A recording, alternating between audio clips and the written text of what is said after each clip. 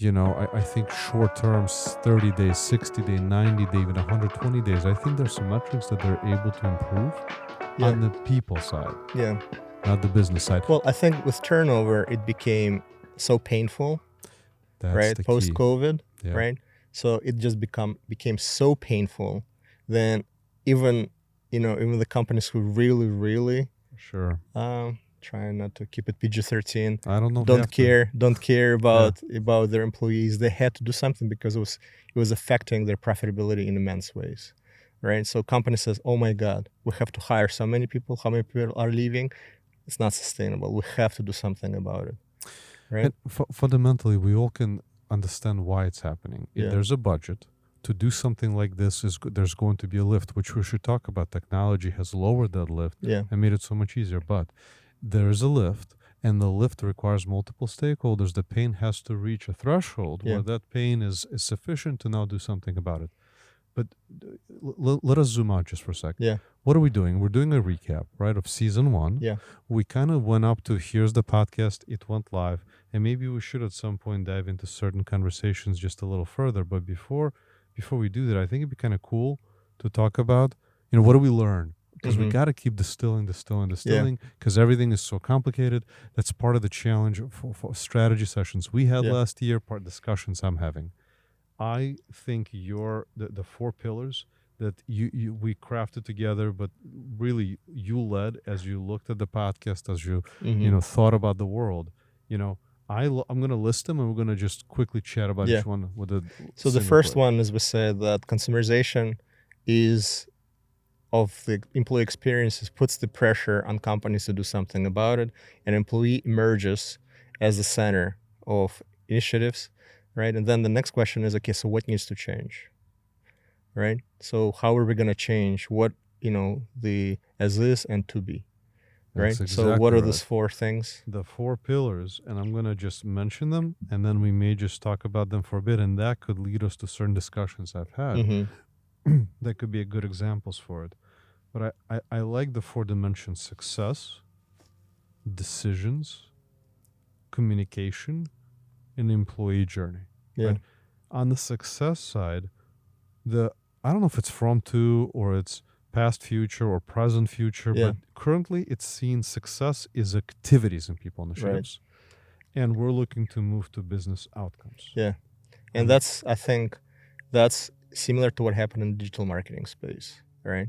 And that's what had to change in that space for them to really get a major share of the marketing budget, because they went from measuring their success by this is how many campaigns we've run, this is how many impressions we've served, this is how many clicks we've gotten, to now, what are we trying to do? We're trying to people to buy, right? So how impactful is what we're doing in this specific metric, right?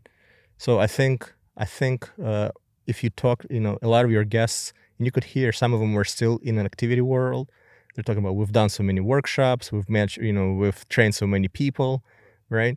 And then some of them are now realizing, wait a minute, it doesn't matter how many workshops we've done. We've improved the retention, we've increased the innovation, our product launches have gone up, productivity have gone up, we're having fewer, bad meetings. So I think being able to talk about hard numbers and being able to tie to specific business outcomes is going to be super critical for us to, in a new world, as we, A, try to build the business case, and B, as we try to communicate effectiveness of what we're doing.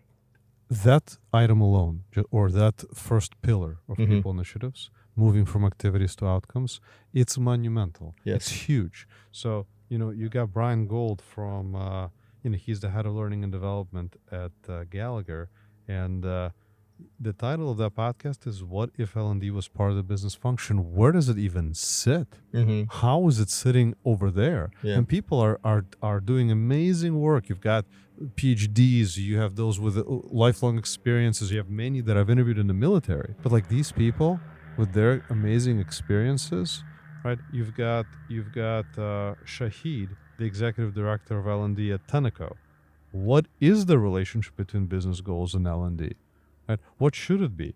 Like foundationally, what should it be? I think it was Brian in his episode talked about his military experience and talked about the training of soldiers. How is that outside of what the objective of the commanding, of the commander is. Mm-hmm. Readiness to engage when the time comes. I think it's an output of, if now you're focusing on business outcomes, your decisions are no longer based on intuition. Mm-hmm. Your decisions are data driven. Yeah, so the second point is we're moving the decision making changes from intuition, based on intuition, to data driven, right? And that requires a double click, because in order to be data driven, you have to get a representative sample and sufficient sample of data. And the whole idea of thinking about, wait, is my data set representative and sufficient, is completely new to the industry, right? So we're managing by the gut. This is, you go to a business school, they teach you how to be a good leader. You read all those inspirational self-improvement books, you go and apply it, right? But if you look at the companies and say, hey, what kind of data would you need to segment your employee population? What kind of systems do you have? Is it possible to tie together your talent with employees, with exit interviews, with trainings, with certifications, with reviews, with performance, right? Tie all that at an individual employee level. Like how many companies have their salespeople data all the way from talent acquisition through quota attainment, right?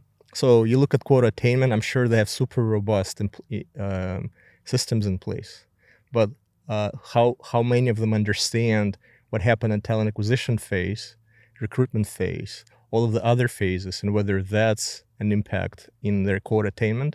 I bet you almost none, right? So this whole idea that we need to base our decisions in today's world. I think all of the good decisions we were able to do based on intuition, we already made them, right? So for us now, or based on systems that are already in place, we already made those good decisions.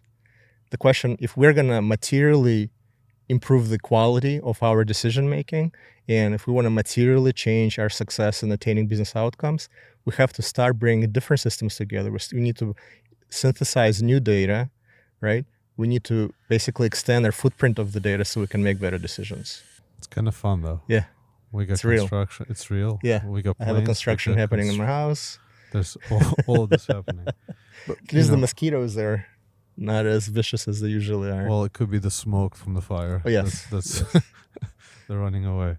I mean, as a co-founder of an agency, right? Mably, data-driven is at its core. In fact, I think if you ask anyone involved in marketing today, whether it's an agency or whether it's an executive at an organization, they're going to everything starts with being data-driven. Mm-hmm. I think what deserves just a little bit of peeling the onion, that being a pillar of people initiatives, it's really data around employees merged with business data.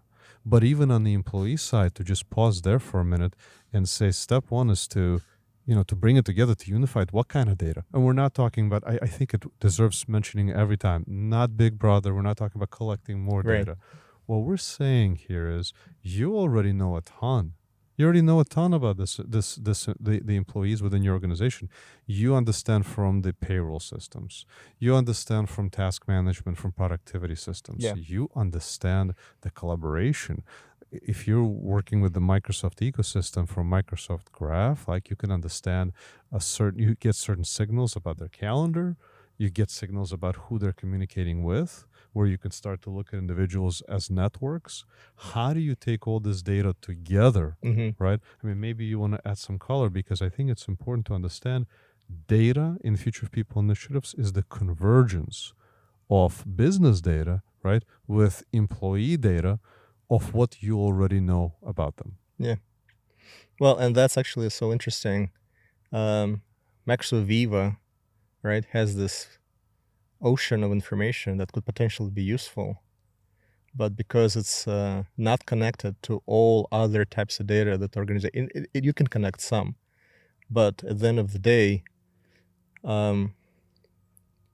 it's living in its own kind of system, So it Siloed. provides a lot of reports, but a lot Mhm. of customers that we talk to, they're like, we can't put it in the context. So I Right. think it introduces a lot of selection bias, Mm. right? I can come up with hypothesis Mhm. and then go through hundreds of metrics and metrics of Viva and pick and choose the ones that I think would help me make my case. Sure. But that's really not a scientific and systematic approach, right? Sure. But that's what a lot of customers are saying.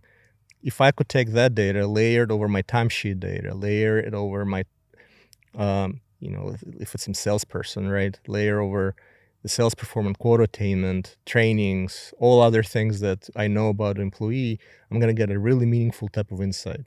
Whereas when I'm looking at silo, I'm going to be able to answer the questions that I already have, but I won't know which questions to ask. I mean, and I think it'd be really cool if we even point out a couple examples. The first time I saw in Viva Insights, the ability to see who your influencers are, right? Here's the percent of influencers. Standalone. Okay, it's good, right? It has impact from a perhaps cultural aspect, from be it the softer side of things, the whoa, wow, that was cool. You're getting the worst of that smoke here. I know, it's come my way. But you layer that with potentially the productivity, or you think about retention. Yeah, And now you've got that data speaks to you. exactly. And then there's another one that I thought was really cool, which is, people that are burning out, sending emails at certain times of the day, Yeah. things like that. Can you layer that with perhaps, satisfaction, productivity? Can you look at that with performance data and how, what does that mean? How can you better understand the data and the challenge for you to solve? Yeah. I think that's incredibly powerful. Yeah. But bottom line is, the culture has to shift from this is what it takes to be a good leader, and these are the things that you need to do as a good employee, into being data driven, right? So it's not just say, hey, look at this amazing product we have, right? It's understanding what is it people want to do. It's understanding what they're trying to do, right? I remember when I went to my business school, we had somebody who was on Kodak, I think, board, and they were sitting in a board meeting, and they were talking about how they're making the best film right now. Like their film to make pictures is the best, so they don't need to worry about it. Like they've perfected it, and they had all the PhDs, and they were talking about how their film technology is the best in the world, and they finally achieved the nirvana, that they're on top of the world, they will never be displaced. And this person I was talking to, he's like, and I'm looking at my phone, right? And I'm like, and he's saying like, we really need to be thinking about the digital, right? And those people were like completely disconnected. They're like, but we know we have the best film, right? Why would we need to worry about all this other stuff? We're like number one in the world. Funneled vision. They're in their own, chamber, and how they see the world. They're reinforcing. I'm well familiar. I've made many of the mistakes myself. Yeah. When now I look back at it, I also wonder now, how am I going to think about certain things today and say, oh my goodness, like that I was in the chamber. But so we've got two. We just talked about success from activities to business outcomes, decisions from intuition to data driven, communication. You already talked about this a little bit. Command and control to hyper personalized. Yeah.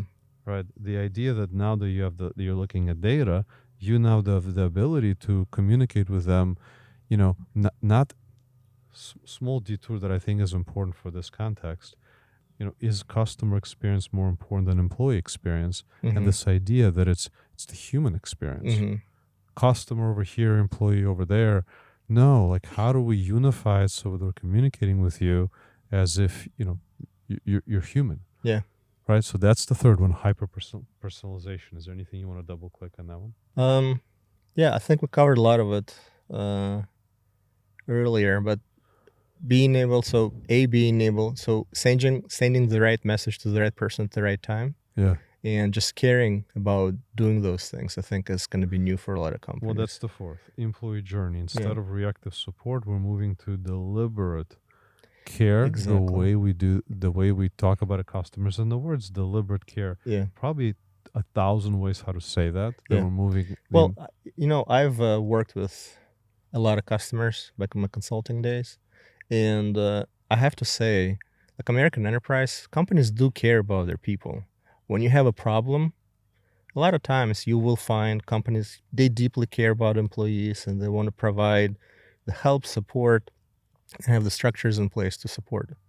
So we don't have a problem with caring about employees, but if you ask them what do you do to make sure to get ahead of those problems, right? That's where like, wait a minute, right? So we can react to bad things that are happening, but what are you doing to prevent and get ahead of those things, right? So in some cases, if it's safety, right, because it's such a material impact, right, because one incident or accident causes enormous financial pressure burden on companies. Companies are super hypersensitive, right, and they go an extra mile to do well on with that regard. But outside of like these very common typical things, a lot of times companies are very reactive, and I don't think that people who are in the role of reacting have the tools and support and methodology and the know-how on how to even do that. So I think they probably have good intention,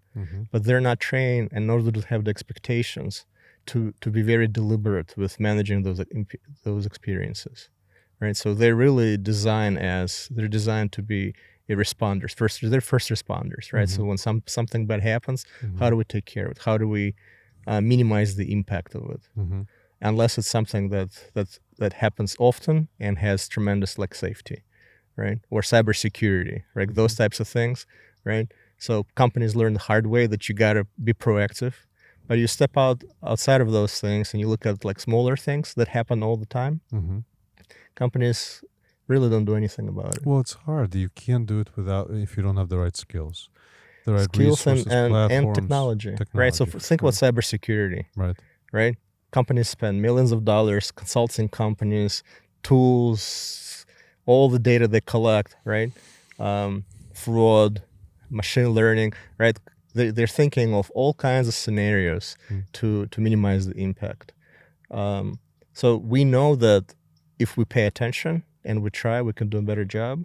But when it comes to employee experience, employee things, or how do I get my folks to step up and help me with my, what I'm trying to do with the CEO, a lot of times there's no deliberate care, right? What happens is I just say, this needs to happen, get it done. Yeah. So here we are, right? We're recapping season 1, where we're saying, and by the way, it's kind of amazing to be able to have these conversations with you, like almost, I think it's every other night or, a couple times a week, where we're just double clicking and unpacking, because we're dealing with brilliance coming in from these amazing champions, spent careers doing this. We are learning a ton. You as the CEO of ProHabits, you're exposed to all kinds of situations within organizations that are now beginning their journeys and they're moving forward. So we understand that the pressure, right, to consumerize the employee experience, where the employee emerges as the primary driver, right, that's going to be key in order to think about the future of people initiatives, where success is now moving to business outcomes focused. The decisions are going to be data driven, leading to communication that's going to become hyper personalized, and the employee journey is going to become really focused on the deliberate care, right? Deliberate care where we're converging the whole employee experience, customer experience. It's now the human experience, right? So what I think it would be really cool to think about next, right, is what will enable that future out of people initiatives. And I think we've began to think about it in 3 buckets. There's the data bucket, right? There is the behavior bucket or behavior science bucket. And then there is, the technology that you need, or, we're referring to it as digital engagement platform, because obviously that's what we live and breathe every day. ProHabits as our platform, we want to create it so that it is going to enable the future of people initiatives. So which one of those 3 do you want to kind of unpack first? But I don't think we should do triple clicks. We just do like a, single to 1.5 click into each one. Well, we talked about data, so I think it's self-evident, hopefully by now, that if you are going to be managing people initiatives at scale, which means if it's an organization with, let's say, 1,000, 10,000, 100,000 employees, there's going to be major initiatives involving tens of thousands of people, small initiatives involving thousands of people, and tiny initiatives involving handful of people. But how many companies have a list of all the initiatives that they have going on? How many companies have a list of how well those initiatives are going, who needs to be mobilized, what are the outcomes, what are the data sets that need to support it, what business metrics we're changing, right? So it just these are table stakes. If you talk about any other industry, if I go to financial planning, sales planning, if I go to any other line of business, to quota attainment, right? You're going to get into spreadsheets and data and metrics and goals and attainment and forecasts, right? Companies are super rigid around putting the data in support of those things, right? So if we're thinking that people initiatives is a new function or a new muscle that corporations and enterprise needs to develop, then we have to figure out the data enabler for that process, right? So in supply chain, we talk about in time and full, right? We have all kinds of metrics. So we need to think as seriously on the data side. Then we're talking about mobilizing the actors, the people, right? So how do I mobilize the people?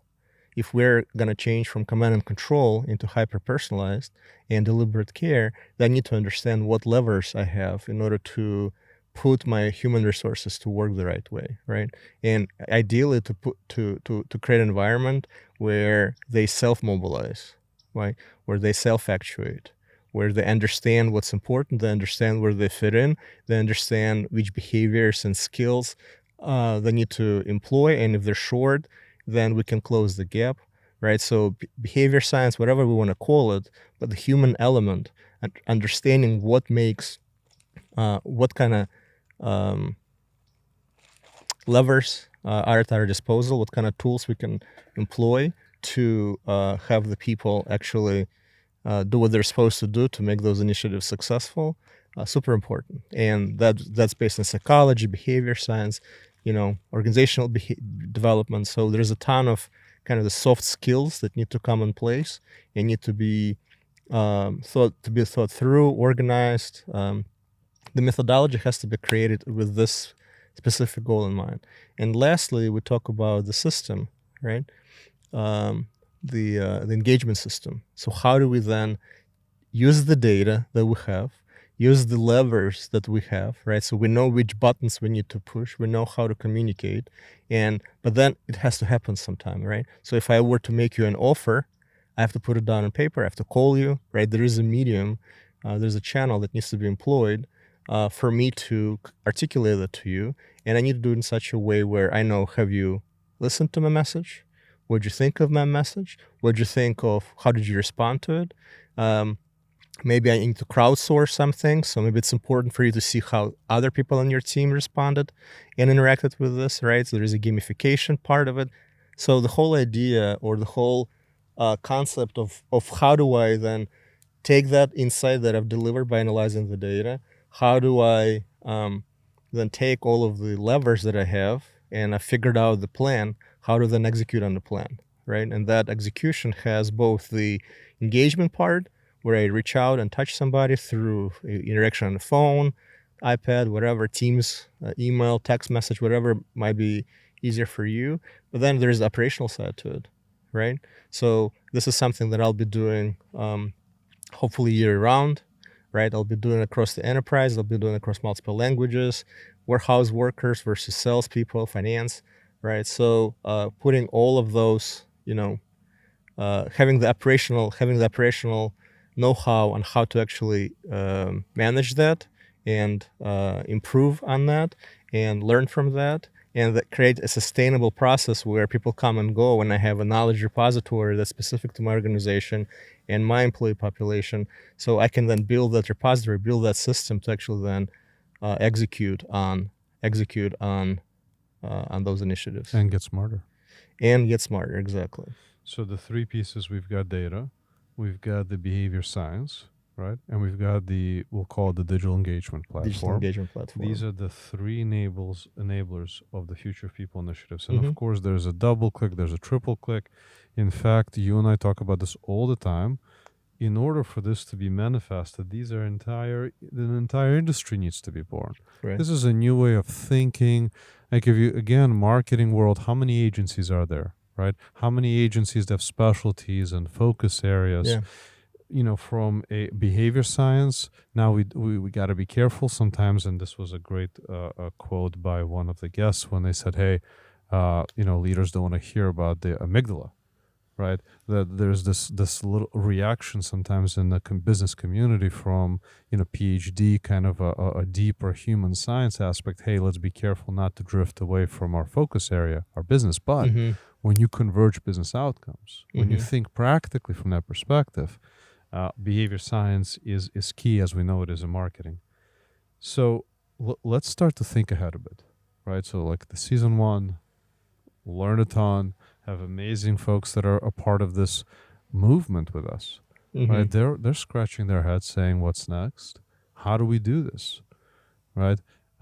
So how do we do this? And I think season 2, and it will be similar to season 1, where every episode is a question.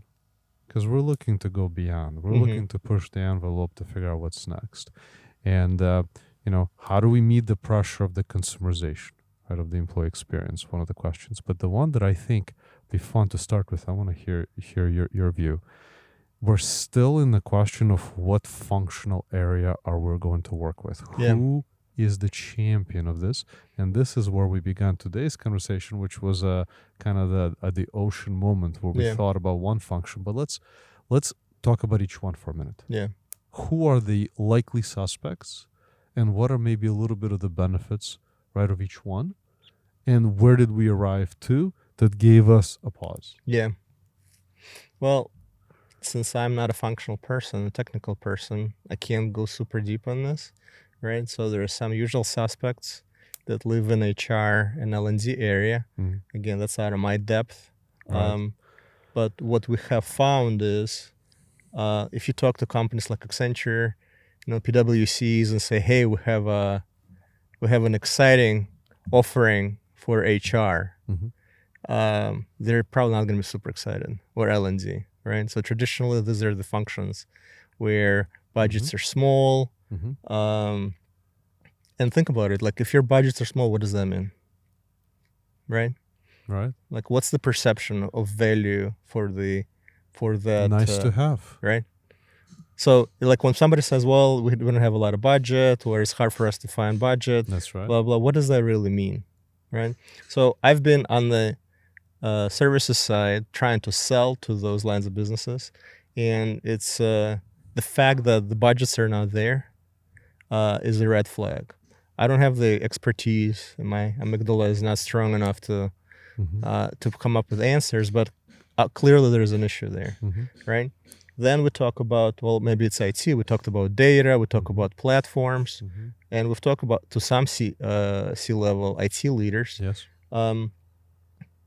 But ITs are not really attached to outcomes. Nor if you've been in a services world, and even technology world, IT usually are, these are the blockers, right? A lot of time, the very organization that's supposed to drive innovation is the organization that chokes down the innovation because there is nothing in it for them. If it goes well, business literally realizes all the benefits. If it doesn't go well, IT is on the hook because they didn't implement it correctly. It may be in some cases, and in other cases, I'll just say they're really busy. They have a lot going on. They're meeting the demands of the virtual potentially. Yeah. There's digital transformation taking place across all aspects of the organization. Yeah. And I think what you said before, like, where do you focus? Yeah. Where do you focus your attention? Well, if business outcomes are important, which they are in an organization, you focus on those areas that can enable for you to meet those business outcomes. And this ain't one of them. Historically, up until now, hasn't been one of them. Yeah. Agreed. Then you have PMO, right? So a lot of people are like, well, obviously it's PMO, right? Because it's the same idea. You have people initiatives. We already have, tens of people. We have all the systems, project management systems, all that stuff. Then you ask them, okay, well, if you have all this robust PMO, why is your efficiency and effectiveness of your initiatives is not all that great, right? And that is because PMO is an oversight organization, right? They're not really concerned about with business outcomes, right? So it's a governance oversight organization, making sure that um, the, um, the process is followed, right? It's like inspectors who come in and do your home inspections. They don't really care if you like living in your house, right? They're just making sure that if something were to happen, they've blessed it, and here's the process, and you follow the process, and they're in good shape. Then who else do you have? We talked about L&D. We talked about L&D again. I can't talk much about them. Change management, Yeah, folks. change management is an interesting one. So I think you have innovation, right? I think innovation is going to be an important partner, right? Because at least these are the people with an open mind and people who are, because they constantly have to think about business outcomes, right? Because no company wants to innovate just for the sake of it, for the heck of it. So they, so people in change management are very much in a cross side, right? So they're definitely something that needs to be looked at. The problem is, again, they're not, they care about business outcomes in principle, but they're not actually associated with the actual outcomes. They haven't been provided with the infrastructure, with the ability to have the correlation and question of causality. And then change management is an interesting one. I think, so that leaves us with operations, right? And at the end of the day, I mean, if you roll up sales and operations, or, basically whatever these are the people who find a way to make things work, right? So when IT is not giving them the tools that they need, they spend the weekend and build something in Excel, right? So if I were to run my company, I'd be looking at those folks, because these people who, that's their world, business outcomes, right? So if you live in operations, if you're talking to customers, you have the chops, you have the understanding, you have the discipline, you have the mentality of making sure that everything you do results in a business outcome. And the other that's interesting is marketing.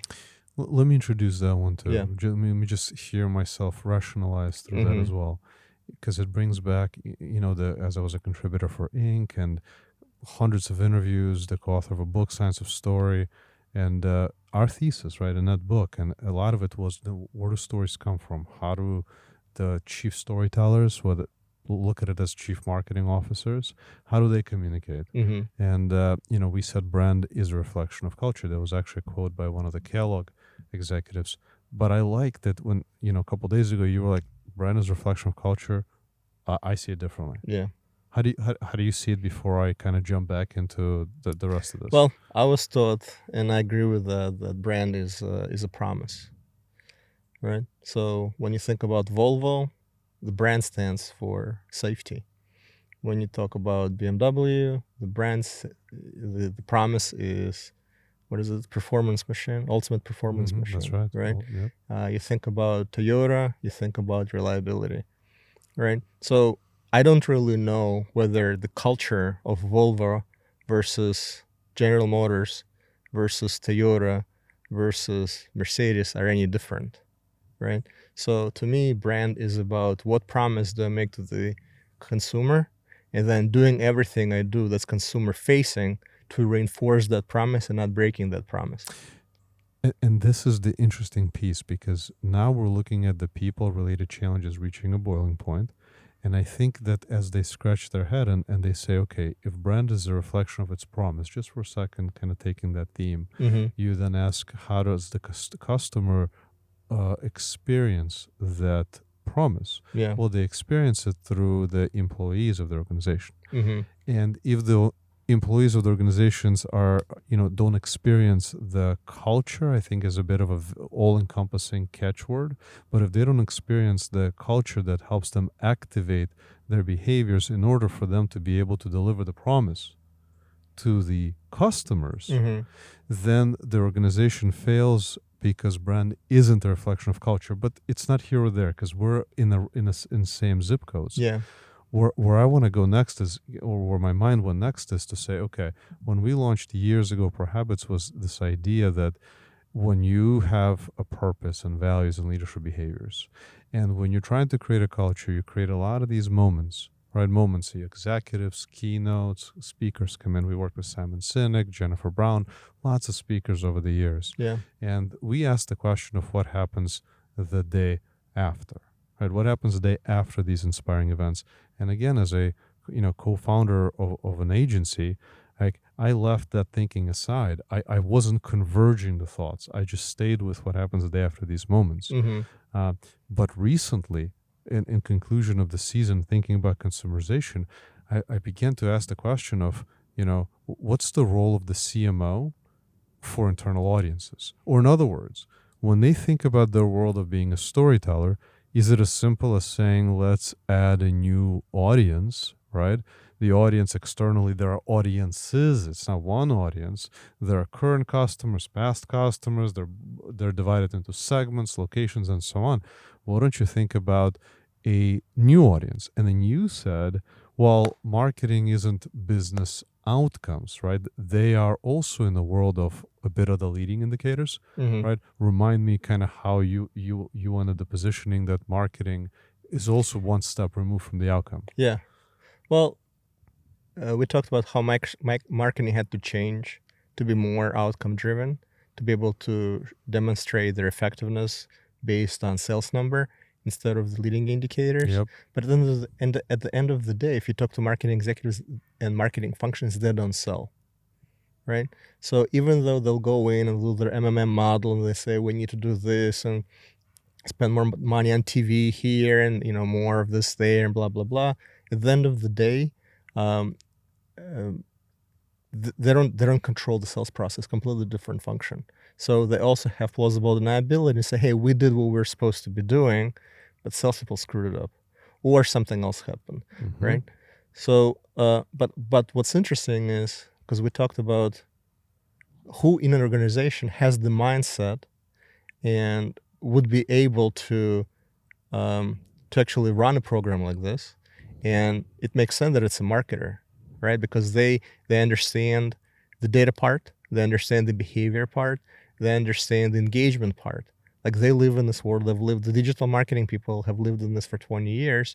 What's missing is the business outcome ownership, right? And I was thinking about how 20, 30 years ago Microsoft Excel came in, right? So Excel comes in, the tool comes in, you have a bunch of people who do all the finance on a piece of paper, and now they need an Excel. Well, they can't run Excel. They need to install Excel. They need to apply service packs, right? So IT then becomes an enabler, right? So IT they know how to use Excel. They know how to install Excel. They know everything there is about Excel. They just don't know how to use Excel to create an income statement, right? Similar with marketing, right? Marketing has understanding of the technology. They have all of the qualifications to do this. They just don't know how to improve turnover because they don't understand the business side of it. So similar to how IT became an enabler of finance, right? And now if you look at finance, you have ERP system, you have all the systems. IT is integral part of finance. IT is integral part of sales. IT is integral part of PMO, right? Now we have maybe potentially marketing is an enabler of people initiatives, right? Is there a room to rethink about the role of marketing organization instead of saying marketing is a 100% external function, marketing only services the consumers, right? Is there a room to say, hey, if we have these people with this amazing skill sets who gets the data, who get the behavior science, and who understand the levers, and who understand the channel and the engagement side and the operational side, right? Because they run campaigns, they pivot often, they do the A/B testing, they do all the things that are necessary to impact your intended audience, right? They have the know-how. So I don't know if they're able to drive those processes, those initiatives, but they potentially there is a room for them to become an enabler, right? So in this new world, whoever owns the outcome, that extended team has the IT resource and a marketing resource, right? And I think of a skill set, not necessarily organizationally, but that sort of skill set on the team, right? It's kind of like, currently they look at whatever product or service the company offers. they look at the operational folks and they talk about what are we releasing, what is our roadmap if it's a product or services, how are we different, how are we positioning. So they Yeah. rely on them, and those are the people that then deliver on the promise. So the question now is, will they look at the CHRO and say, okay, what are the business outcomes? How are we thinking about these audience? What are we trying to I accomplish? think in season 2, there's an opportunity to really explore this, whether companies leave a lot on the table by not tapping into the wealth of potential value sitting in their marketing organization and figuring out how to put that to work, not only externally, but also internally. And I think as we explore this, I think there's going to be a lot of aha and gotchas and a lot of aha moments on figuring out how to use this existing resource instead of building out a completely new set of skill sets and completely new set of organizational departments. The question is, do you already have all the pieces in place? Right? Maybe there is a little bit of rewiring that needs to happen, mind change needs to happen, because every time you're trying to do something that requires, like I can't go and practice law. Like it's a skill set that takes years. It's not just knowledge. I can read all the law books, right? But it's a skill set that takes years to hone. It's a capability also, not of one person, but lots of people. Exactly. Who writes content, who does the images. Exactly. But most importantly, you start at the strategic level. Who is going to create the roadmap for us? And about the same, about a week prior to you and I having that discussion, one of the guests sent me a link to an article that talked about Linda Buff, the CMO of GE. I actually had the opportunity to interview her about 6 or 7 years ago for Inc. And she took on the role of also being the vice president of learning and culture, right? In addition to being the CMO. And this is a little excerpt that I think is super beneficial. As the vice president of learning and culture, Buff will lead learning and development for the company's 300,000 employees worldwide. She also will assume responsibility for actually that's not as relevant. So my point is, there is already signals that are starting to emerge that marketing can play a critical role in the people initiatives. But I think the challenge is that the rest of the enterprise does not understand what those guys do and where else they can help out.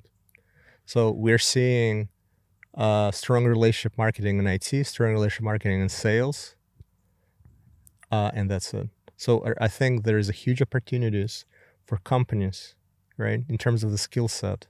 So we have to figure out, hopefully in season 2, we'll get closer as to who should own it, right? So we rattled off a couple of Atlanta businesses. Me being the CEO roles and running organizations, I'd be more comfortable if ops owned it, because at the end of the day, ops has to deliver something every day, right? They can't survive activity based. We talked about that. Ops is all outcome based, right?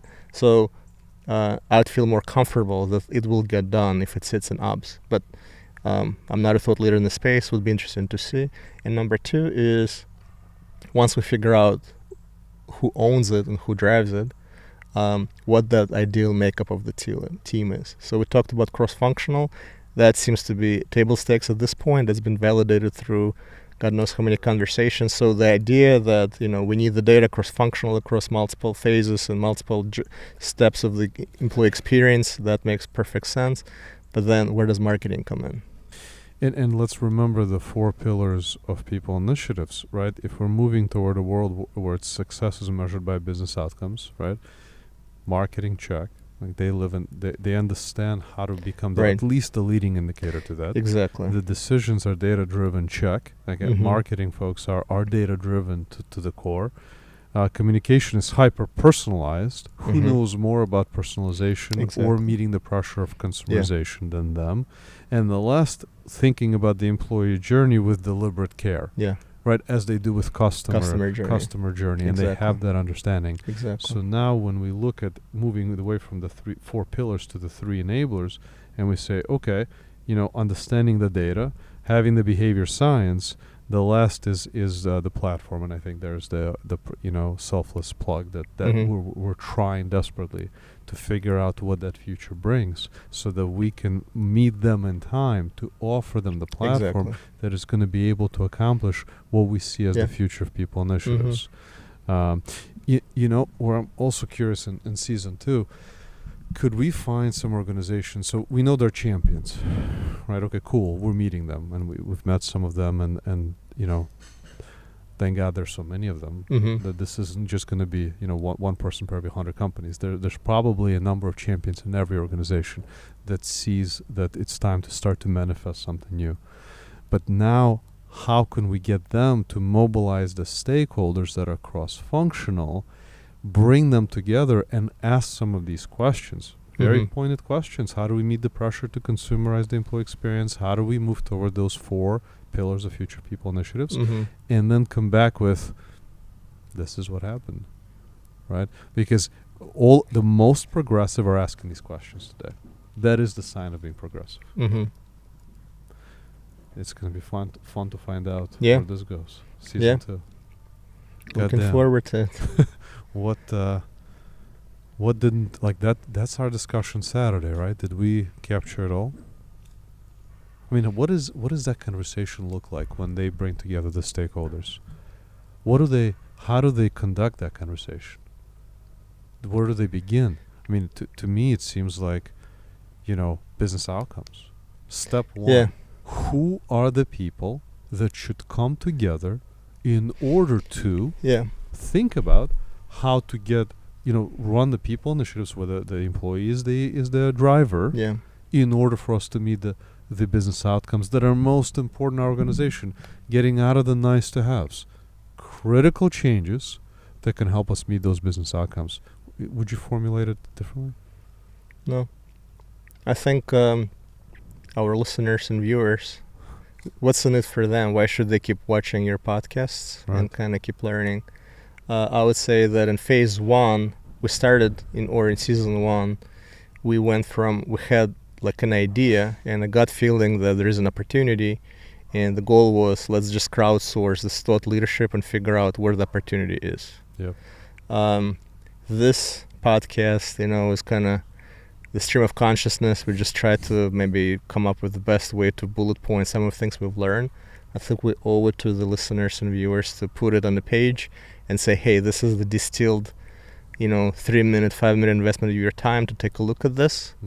And what will probably make sense to me is we do some sort of validation season 2 and say, hey, does this summarization make sense? But then use that summarization as a framework, and hopefully we're directionally well-oriented with how we've synthesized these ideas, and then start having a lot more targeted and focused discussions. For sure. Right? So, like, how do you know, we know that mobilizing stakeholders is important, right? Being data-driven is important. Psychological, cultural factors what are those cultural factors? What should you be thinking? For sure. What are the levers that are at your disposal, right? So now, what we probably want to do is articulate the framework and now go a little bit deeper and keep extending the framework if there's gaps, but then provide the next level of insight, next level of detail, so that the listener can say, hey, cultural, what does that mean? Right. You know, economic, what does that mean? You know, is it just salary? What does that mean? Right? And what kind of initiatives and at which phase of employee journey these factors change, right? So all of a sudden, now this will create this whole, like broad and deep framework for how to think, like, you know, and, you know, it's something that will help you build a business case. If you're trying to, you know, get financing, you know, you're saying, hey, I need to do this project, I need this. I don't think that's an if. I think a business case is exactly what every one of our champions should be focused on. And if they're not focusing on it, it's not serious. This is not something they're going to take on in order to be able to create the change. But our goal is to get it to the point where we have a formal methodology and framework and reference, right, where we can keep synthesizing this stuff. Where now folks, instead of saying, hey, this is my gut feeling, we need to do X, Y, and Z, we could say, hey, here's the thought leaders from Pepsi, from Coke, from Maersk, from all these amazing companies. And by the way, this is who they are. This is how they've done it. You know, we have a podcast. Maybe we'll have several, you know, thought leaders in the space, so that as people are trying to figure out how can they actually put this, all these conversations to work, they'll have specific and very usable and relevant, insight on how to actually put all this stuff to work and make it actionable on their end. Yeah. And it's not for the faint of hearts. This is not going to be, an easy, it's not a program. You're literally creating a new capability inside the organization. Yeah. That is cross-functional in nature, that's going to move the needle on business outcomes. We're about to publish the episode with the global change management leader at Pepsi. Yeah. And we talked about the cultural implications. I mean, these are massive implications for the organization. Yeah. If you're in a highly competitive market, this could be the differentiator. This could be a way for you to meet the innovation that's someone outstripping you, stay in the cutting edge. There's so many strategic implications for what this could do. Yeah. And what's interesting is, at least in my world, there's empirical evidence that it's possible. For example, I worked with one of the largest CPG companies in the world, and when I engaged with them, they could not produce a list of all of the campaigns that they're running worldwide. Right? So if you say, how much do you spend on this brand versus this brand, which type of channel, Snapchat versus YouTube, is more impactful for this or that, they couldn't answer. Individual campaign managers did, right? Maybe country managers did for certain brand, but as a chief digital officer, chief marketing officer, if I wanted to understand high level, I'm managing a large budget, what works, what doesn't work, what should I be doing a year from now, who is the right person to run this particular, they couldn't do it, right? And then 3-4 years went by, they're able to get the metrics at the lowest level, they're able to learn, right? So if one campaign manager does something really cool, 2-3 weeks later, that knowledge bubbles up, right? Because they have an integrated systems that keeps track of all of the campaigns and objectives and tactics, right? And they're able to learn from that system. And then if I do something cool in France, 3 months later, we could replicate and adapt and hyper-personalize it now to US, and then go to Brazil, and then go to Morocco, right? So I've seen this done in digital marketing space, so I know it's possible.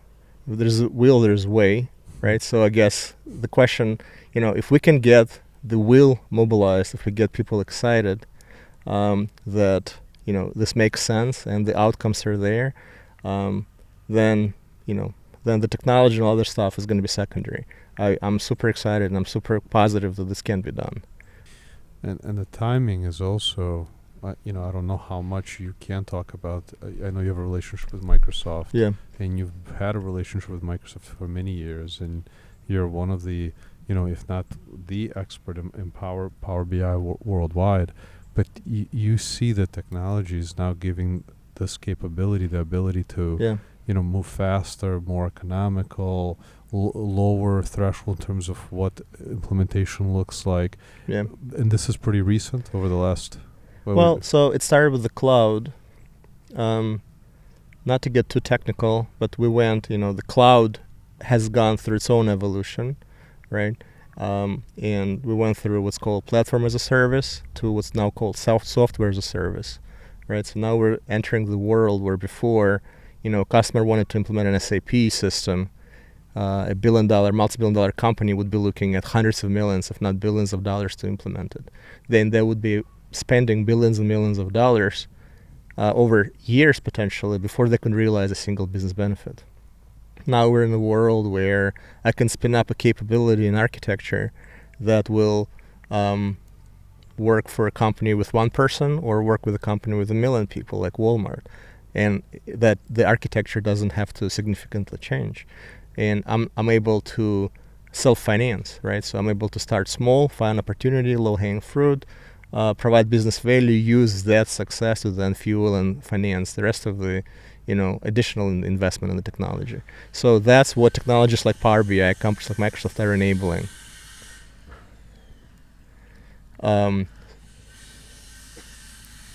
We'll cut that out, right?